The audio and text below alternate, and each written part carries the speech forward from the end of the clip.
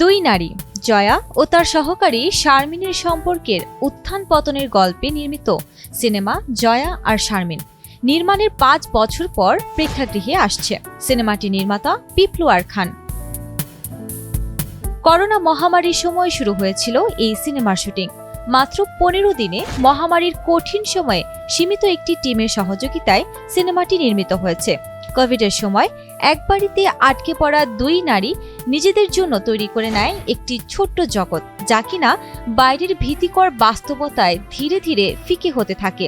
ফাটল ধরাতে শুরু করে তাদের ভেতরকার সম্পর্কেও। সিনেমায় জয়া চরিত্রে অভিনয় করেছেন জয়া আহসান এবং শারমিন চরিত্রে অভিনয় করেছেন মঞ্চের দক্ষ অভিনেত্রী মহসিনা আক্তার।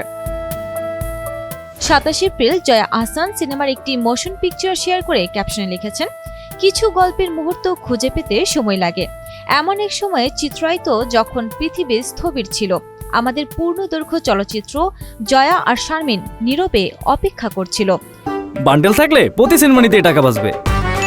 বিকাশ সেনমানি বান্ডেল কিনে জিতুন প্রতি লেনদেনে।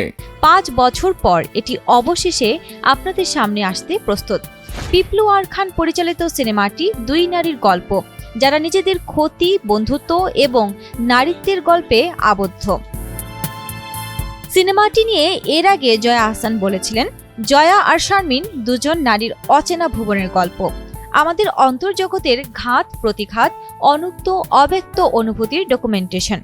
একটা অদ্ভুত সময়ে অসাধারণ অভিজ্ঞতায় শুট করা ছোট্ট একটা ছবি, কিন্তু আশা আছে এটি আপনাদের অনুভূতিকে নাড়া দেবে। সিনেমাটির গল্প ও চিত্রনাট্য লিখেছেন যৌথভাবে পিপলু আর খান এবং নুসরাত ইসলাম মাটি। জয়া আহসান এবং মহসিনা আক্তার ছাড়াও এখানে আরও অভিনয় করেছেন তানজিম সাইয়ারা তটিনী। প্রযোজনা করেছে পিপলু আর খানের অ্যাপল বক্স, আবু শাহিদ ইমনের বক্স অফিস মাল্টিমিডিয়া এবং জয়ার প্রতিষ্ঠান সিতে সিনেমা। খুব শিগগিরই সিনেমাটির মুক্তির তারিখ ঘোষণা করা হবে। পূর্ণিমা রাউত, এনটিভি অনলাইন।